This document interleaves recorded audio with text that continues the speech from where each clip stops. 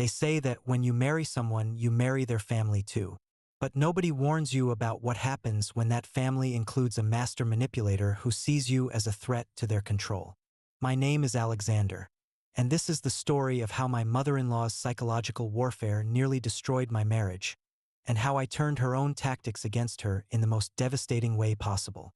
When I first met Rebecca's mother, Patricia, I thought I was meeting a grieving widow who was simply protective of her only daughter. Rebecca's father had died in a car accident 3 years before we met, and Patricia had been raising Rebecca as a single mother since she was 15. Patricia seemed devoted to her daughter, supportive of her goals, and genuinely interested in Rebecca's happiness. But appearances, I learned, can be incredibly deceiving. Rebecca and I met during our final year of college and fell in love quickly. She was intelligent, kind, and had a warmth that drew people to her naturally. We dated for 2 years before I proposed, and throughout that time, Patricia seemed to approve of our relationship. She was always polite to me, included me in family gatherings, and even told Rebecca how happy she was that her daughter had found someone who cared about her so much. I should have known it was too good to be true. The problem started almost immediately after Rebecca and I got engaged. Patricia began making subtle comments about our relationship, always framed as concern for Rebecca's well-being. She worried that we were moving too fast, that Rebecca was too young to get married, that I might not be able to provide the kind of life Rebecca deserved. At first, I dismissed these concerns as normal parental anxiety about a daughter getting married. But as our wedding planning progressed, Patricia's behavior became increasingly problematic. She would make suggestions about the wedding that directly contradicted what Rebecca and I had decided, then act hurt when we didn't follow her advice. She would bring up Rebecca's father constantly, talking about how he would have wanted things done differently, how he would have had opinions about our choices.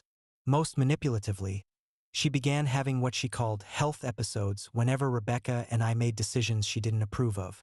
These episodes were always vague chest pains, dizzy spells, anxiety attacks, and they always seemed to happen at crucial moments in our wedding planning. When Rebecca and I chose a venue that Patricia didn't like, she had chest pains and had to go to the emergency room. When we decided on a date that conflicted with what Patricia thought was appropriate, she had an anxiety attack that required Rebecca to spend the night at her house. When we chose a honeymoon destination that Patricia thought was too expensive, she had dizzy spells that lasted for days.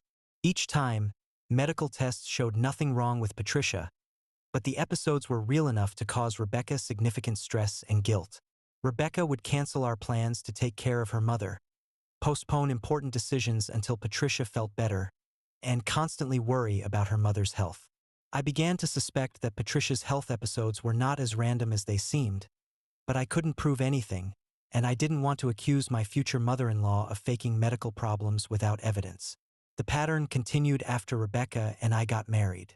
Every major milestone in our relationship, moving in together, buying a house, talking about starting a family, was accompanied by one of Patricia's health episodes. And each episode required Rebecca's immediate attention and care. Patricia had also developed a habit of calling Rebecca multiple times a day, often during times when she knew Rebecca and I were together. She would call during our dinner dates, during romantic evenings at home, during weekend trips we took together. And the calls were always urgent. She needed help with something. She was feeling unwell. She was having problems that only Rebecca could solve. Rebecca, who was naturally caring and had been conditioned since her father's death to be responsible for her mother's well-being, always answered these calls and always prioritized her mother's needs over our time together. I tried to be understanding. I knew that Rebecca felt responsible for her mother, and I didn't want to be the kind of husband who came between a woman and her family. But Patricia's constant demands were putting a strain on our marriage, and I was beginning to feel like I was competing with my mother-in-law for my wife's attention. The situation reached a breaking point about 2 years into our marriage when Rebecca and I started trying to have children. We had been trying for several months without success, and Rebecca was beginning to feel stressed about it. During this vulnerable time, Patricia ramped up her manipulation to a new level. She began making comments about how difficult it would be for Rebecca to be a mother while also taking care of her. She worried aloud about what would happen to her if Rebecca had a baby and couldn't spend as much time helping her. She even suggested that maybe Rebecca should wait to have children until Patricia was more stable health-wise. But the most devastating manipulation came when Rebecca finally got pregnant. We were overjoyed and immediately called Patricia to share the good news. Patricia's reaction was not what we expected. Instead of being happy for us, Patricia had what she described as a severe anxiety attack brought on by worry about how she would cope without Rebecca's constant support. She was hospitalized overnight, and when Rebecca rushed to be with her, Patricia told her that the stress of Rebecca's pregnancy was making her sicker. Patricia actually suggested that Rebecca should consider whether having a baby was the right choice, given how much Patricia needed her support. She talked about how Rebecca's father would have wanted Rebecca to take care of her mother, how family obligations should come before personal desires. Rebecca was devastated. She was torn between her excitement about our pregnancy and her guilt about her mother's reaction. She began having anxiety attacks of her own, worrying that she was being selfish by wanting to start a family when her mother needed her so much. That's when I realized that Patricia's behavior wasn't just annoying or demanding, it was abusive. She was using emotional manipulation and fake health crises to control Rebecca's life and keep her from building an independent relationship with me. I decided that Patricia needed to learn that her manipulation had consequences, and that I wasn't going to stand by and watch her destroy my wife's happiness and our marriage. The plan I developed was comprehensive and would unfold over several months. I wanted Patricia to experience the same isolation and helplessness that she was trying to create in Rebecca's life, and I wanted her manipulation tactics to backfire spectacularly. Phase 1 involved documenting Patricia's pattern of behavior. I began keeping detailed records of her health episodes, noting the timing, the circumstances, and the medical outcomes. I also started recording some of our conversations, particularly the ones where she made manipulative comments about Rebecca's choices. What I discovered was a clear pattern. Patricia's health episodes always coincided with important events in Rebecca's life or decisions that Patricia disapproved of.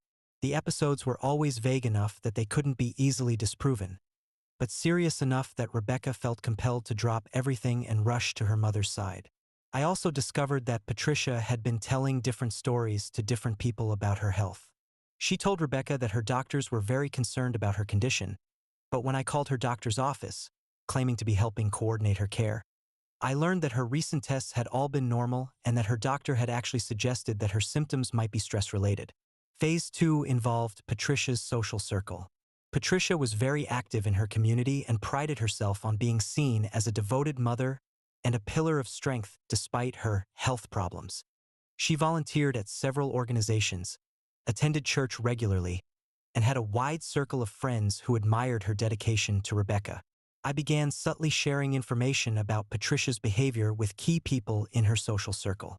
I mentioned to her church friends how demanding Patricia could be of Rebecca's time, how she seemed to have health crises whenever Rebecca tried to do something independent. I talked to her volunteer coordinators about how Patricia's unpredictable health episodes were affecting her ability to fulfill her commitments. I was always careful to frame my concerns as worry for both Patricia and Rebecca, never as accusations. But I planted seeds of doubt about whether Patricia's health problems were as serious as she claimed, and whether her relationship with Rebecca was as healthy as it appeared. Phase 3 was more direct. I hired a private investigator to document Patricia's activities on days when she claimed to be too sick to function. What we discovered was revealing. On days when Patricia told Rebecca she was having severe health episodes and needed constant care, she was often out shopping, having lunch with friends, or attending social events. She was clearly capable of normal activities when Rebecca wasn't around to witness her supposed suffering. The private investigator also discovered that Patricia had been researching Rebecca's and my financial situation extensively. She had been asking neighbors about our house, our cars, and our lifestyle. She had even contacted Rebecca's workplace to ask about her salary and benefits, claiming she was helping Rebecca with financial planning. Patricia was gathering information that she could use to manipulate Rebecca's decisions about money, career choices, and major purchases. Phase 4 involved Patricia's medical claims. I arranged for Rebecca and me to accompany Patricia to one of her doctor's appointments, claiming that we wanted to better understand her condition so we could provide appropriate support. During the appointment, I asked the doctor specific questions about Patricia's symptoms and prognosis.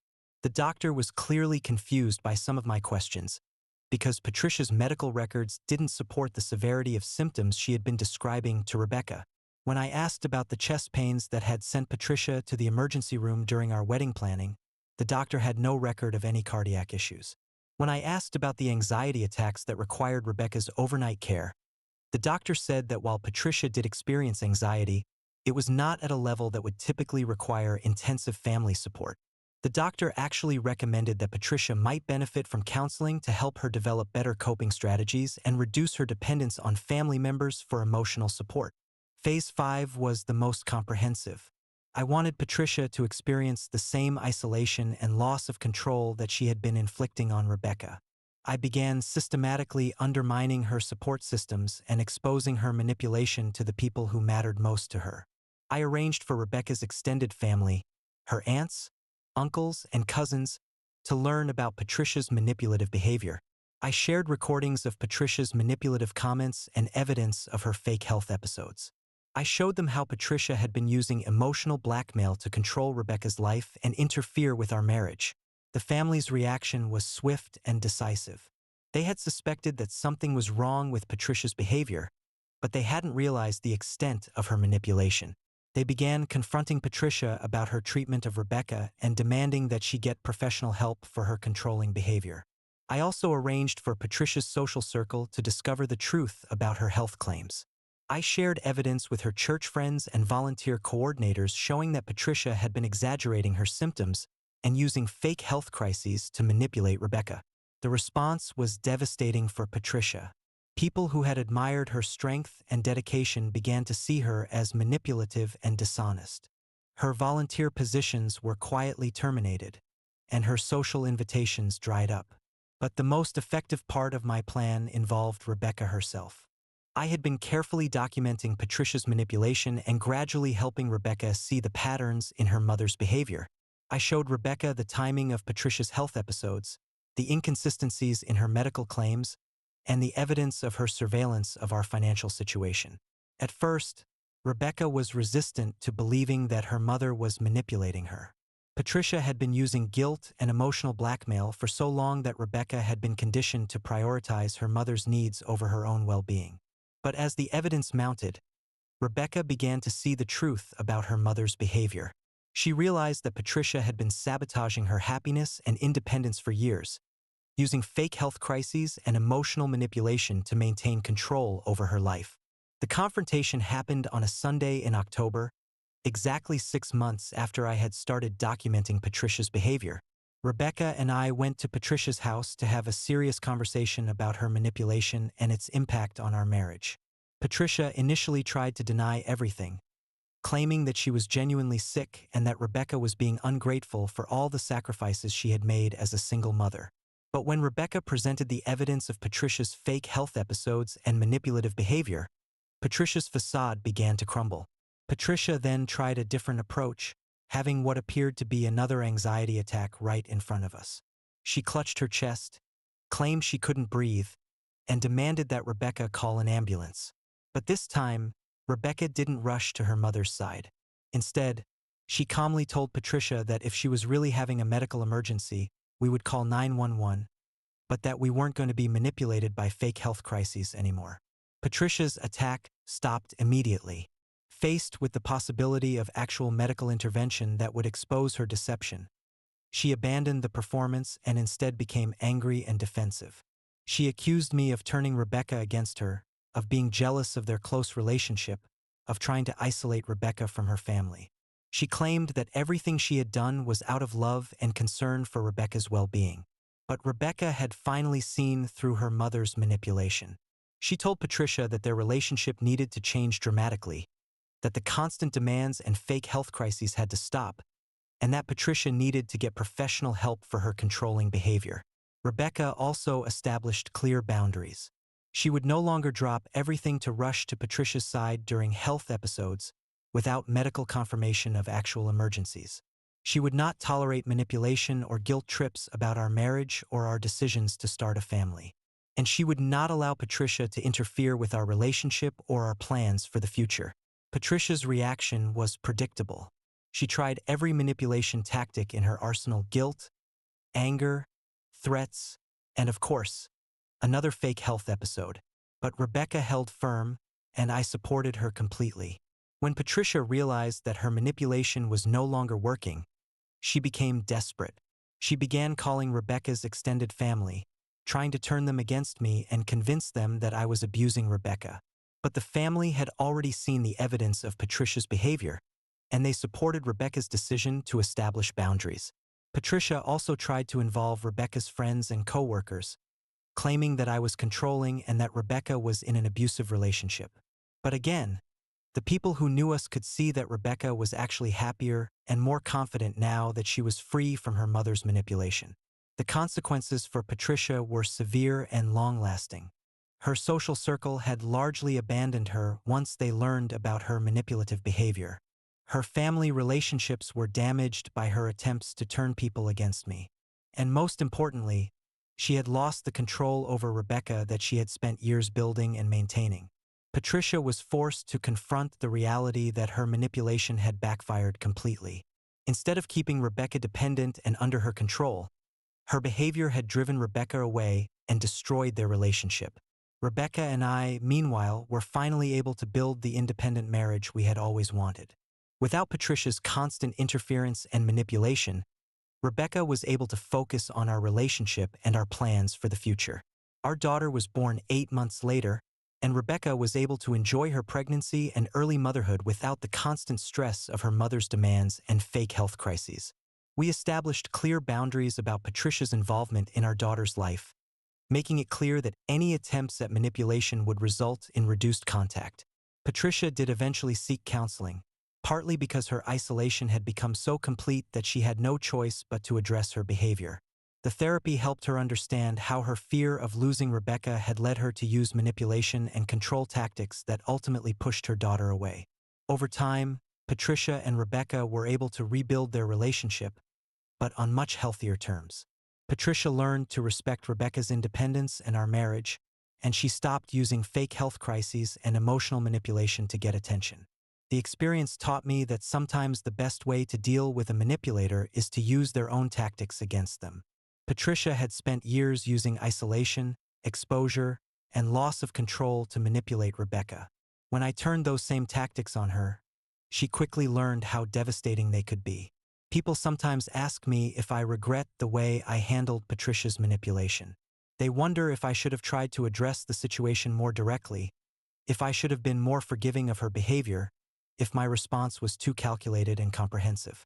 But they don't understand what it's like to watch someone you love being systematically manipulated and controlled by a family member.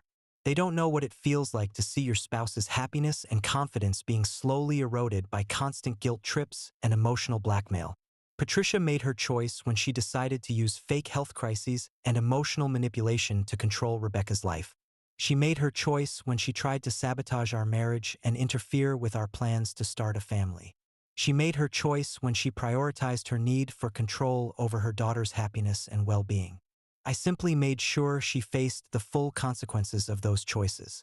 The woman who had wanted to maintain control over her adult daughter learned what it felt like to lose that control completely. The woman who had been willing to use manipulation and deception to get her way discovered what happened when those tactics were exposed and turned against her. Patricia got exactly what she deserved, and Rebecca got the opportunity to build an independent life based on her own choices rather than her mother's manipulation.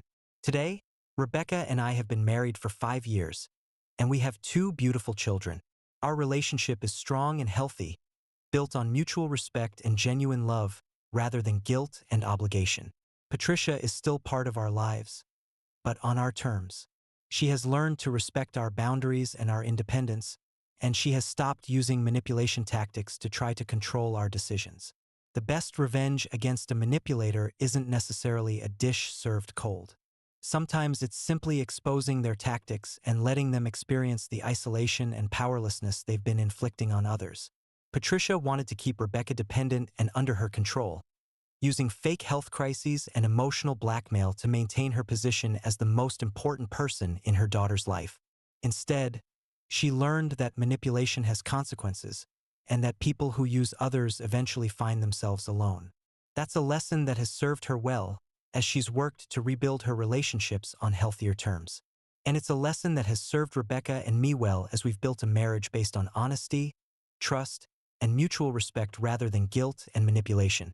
Sometimes the most effective revenge is simply letting someone discover that their toxic behavior has consequences, and that the people they've been manipulating are stronger than they ever imagined possible.